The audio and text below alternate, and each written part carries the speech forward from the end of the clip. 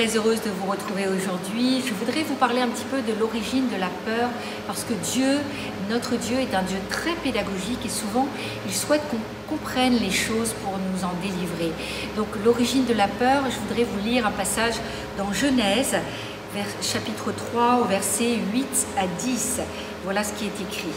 Il est question d'Adam et Ève, de la chute. Donc nous sommes dans le jardin d'Éden.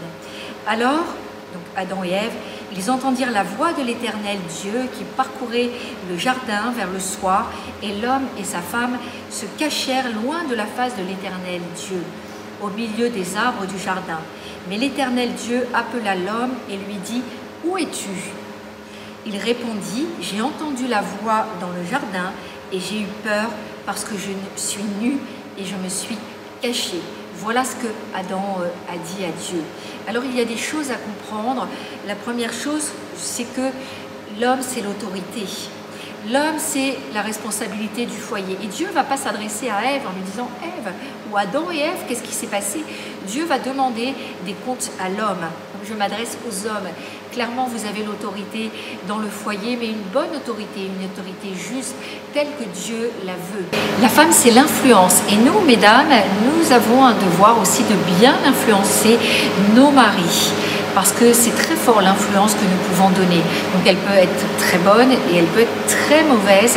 Ça dépend aussi quelles sont nos motivations en clair. Donc voilà, nous aurons des comptes à rendre.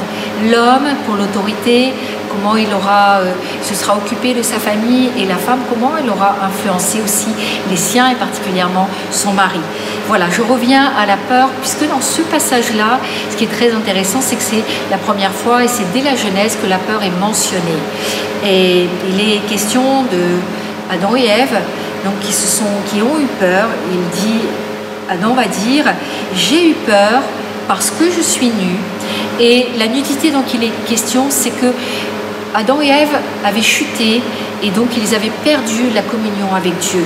Parce qu'il y avait une communion parfaite entre Dieu, l'homme et la femme. Et Dieu marchait dans le jardin d'Éden et il était en relation avec Adam et Ève. Et après la chute, après la désobéissance, l'esprit de l'homme est mort. Et il y a eu un problème de relation entre Dieu et Adam et Ève. Donc, un problème aussi, l'homme et la femme n'étaient plus protégés. Ils semblaient nus, mis à découvert. Il n'y avait plus de couverture spirituelle. Et donc, résultat, ils se sont cachés. Est-ce que c'est pas aussi des fois l'histoire de nos vies quand nous avons peur, alors nous n'avons pas de protection, nous n'avons pas eu de protection spirituelle, nos parents ne se sont pas occupés de nous, ils ne nous ont pas protégés comme ils auraient dû, et à ce moment-là, souvent nous nous cachons, et nous cachons aussi nos propres peurs, et peut-être plus les hommes que les femmes, parce que c'est difficile pour l'homme aussi de montrer sa vulnérabilité. Donc nous nous cachons derrière des tas de raisons, et nous ne disons pas que finalement nous avons peur, mais c'est quelque chose que Dieu veut vraiment traiter avec nous. Donc après la chute, Adam et Ève n'étaient plus sous la protection parfaite de Dieu. Il n'y avait plus la même relation et Dieu a donné à l'homme une émotion qui s'appelle la peur. Pourquoi? Parce que nous l'expérimentons régulièrement. Quand nous sommes en danger, c'est une émotion qui est juste. La peur, ça permet que nous ayons cet instinct de survie qui fait que très rapidement, nous allons pouvoir prendre des décisions. S'il y a un camion qui arrive et qui risque de vous écraser, très rapidement, nous allons courir et partir loin.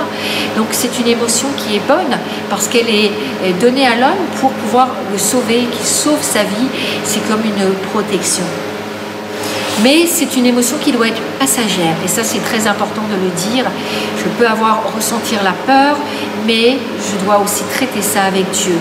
Et si je crois en Dieu, je crois aussi que Dieu me protège, et donc je dois avoir confiance en Dieu. Et je ne dois pas laisser la peur demeurer en moi et la peur s'installer à moi. Mais je dois vraiment dire, Seigneur, j'ai eu peur, mais je veux vraiment traiter cela avec toi. Libère-moi de mes peurs.